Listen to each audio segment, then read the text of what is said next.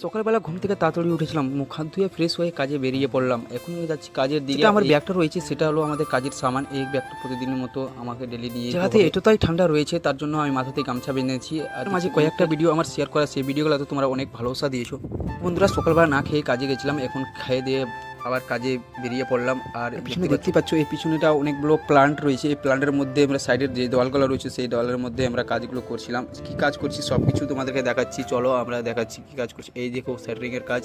এই সেন্টারিংয়ের মধ্যে যে রিনগুলো বাঁধা রয়েছে, সেই রিনগুলো আমরা বাঁধছিলাম আজকে।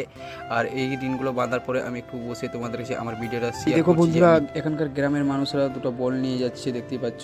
মাঠে চাষ করছিল দেখতে। এখন অনেকটা অন্ধকার হয়ে গেছে, ওই অন্ধকারের মধ্যে যে একটুকু কাজ আমাদের বাকি রয়েছে সেটা তোমাদেরকে দেখাচ্ছি। এই দেখো সামনে যেটুকু কাজ বাকি রয়েছে সেটি করে এখন আমাদেরকে রুমের দিকে যেতে হবে।